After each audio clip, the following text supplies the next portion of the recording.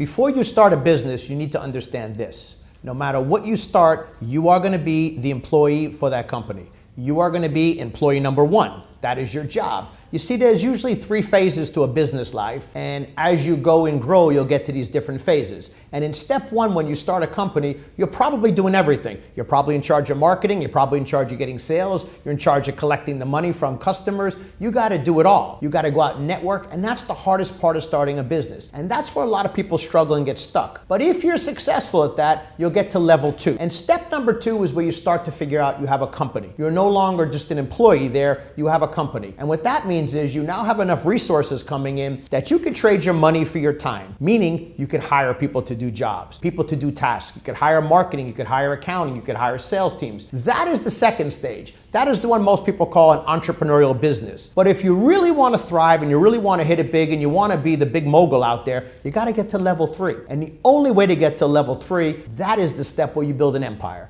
And when you're building an empire, that means you're no longer the one doing the work. If you have to show up every day and you have to deal with collections or you have to deal with bringing in new revenue, you don't have an empire. You got a really good job at an entrepreneurial business. But at level 3, you are the Warren Buffetts out there that he talks about. All he does is he goes to work and he sets things up. He doesn't actually do the work at any of his companies. He invests in companies, he puts money to work, and people do it for him. So the point of the story is, what you got to figure out sooner rather than later is, how are you going to trade your money for your time? You can't buy more time, but you get more employees. So figure out the fastest path to building a team, let them do their jobs, motivate them, coach them, and encourage them, and you'll certainly get to level 2. And if you're great, you'll get to level 3. I wish you all the best of luck.